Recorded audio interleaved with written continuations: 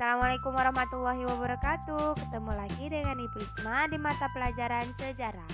Nah, pada pertemuan kali ini kita akan membahas bab 2, yaitu sejarah sebagai ilmu, peristiwa, kisah, dan seni. A. Pengertian sejarah.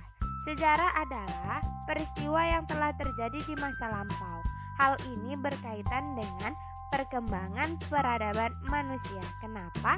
Sebab zaman sejarah dimulai saat manusia mengenal tulisan. Hal ini bukan berarti tidak ada aktivitas manusia sebelum zaman sejarah. Hanya saja aktivitas tersebut tidak tercatat dalam bentuk tulisan. Keberadaannya dilihat dari adanya peninggalan bendawi. Yang B. Sejarah objektif dan subjektif.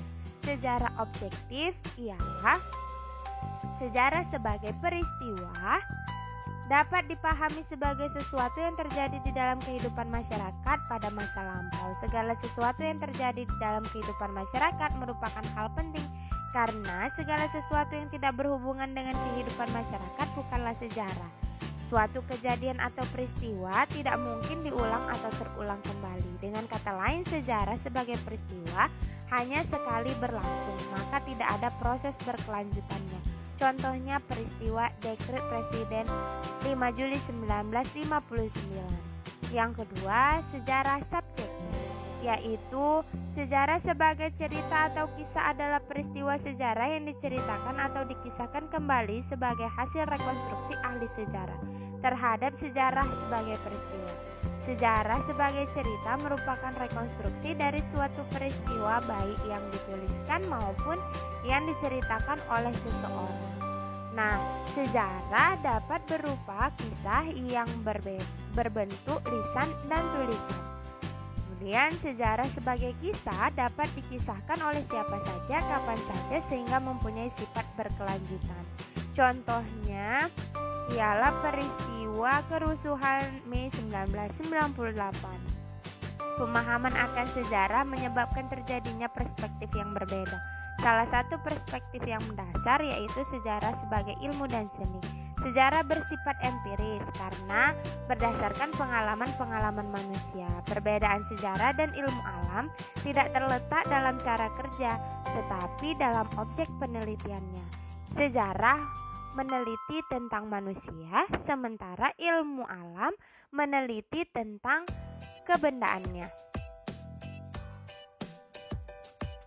Jadi dapat disimpulkan bahwa ilmu alam akan menghasilkan hukum yang berlaku umum dan pasti, sedangkan sejarah menghasilkan hukum yang tidak sepasti ilmu alam. Nah, di sini kita bahas yang pertama, sejarah sebagai ilmu. Sejarah dikatakan sebagai ilmu karena mempunyai pengetahuan masa lampau yang disusun secara sistematis dengan metode kajian secara ilmiah untuk mendapatkan keberadaan mengenai peristiwa masa lampau. Menurut Perry, sejarah adalah suatu ilmu pengetahuan, tidak kurang dan tidak lebih. Sementara menurut Powell, sejarah bukanlah hanya sekedar suatu cerita indah, instruktif, dan mengasihkan, tetapi merupakan cabang ilmu pengetahuan. Sejarah dianggap sebagai ilmu sebab sejarah memiliki syarat-syarat ilmu. Antara lain, ada masalah yang menjadi objek, ada metode, tersusun secara sistematis menggunakan pemikiran yang rasional, dan kebenaran bersifat objektif. A. Ciri-ciri sejarah sebagai ilmu. 1. Objek kajian sejarah adalah kejadian-kejadian di masa lalu yang merupakan sebab akibat. 2. Adanya metode sejarah yang menghubungkan bukti-bukti sejarah. 3. Kisah sejarah tersusun secara sistematis dan kronologis. 4. Kebenaran fakta diperoleh dari penelitian sumber yang disusun secara rasional dan kritik yang sistematis. 5. Fakta bersifat subjektif karena tiap orang melihat masa lalu dengan berbeda. Nah, ini contohnya penemuan fakta sejarah. Yang B. Karakteristik sejarah sebagai ilmu. Yang pertama, empiris, merupakan suatu sumber pengetahuan yang diperoleh dari observasi dan penelitian. Yang kedua, memiliki objek. Inti dari ilmu sejarah adalah mempelajari objeknya, yaitu manusia dan segala aktivitasnya. Yang ketiga, memiliki teori.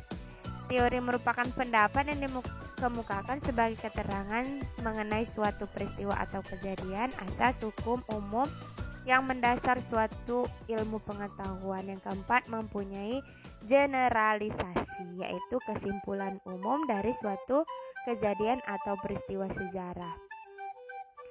Nah, yang C, manfaat belajar sejarah. Yang pertama, meningkatkan kemampuan analisa, mengetahui mimpi-mimpi masa lalu untuk merealisasikannya yang belum terwujud.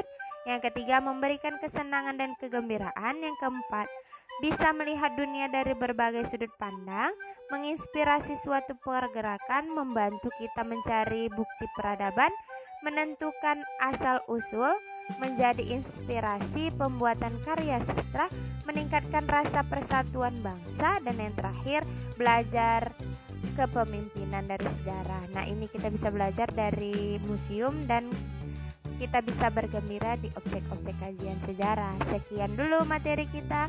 Wassalamualaikum warahmatullahi wabarakatuh.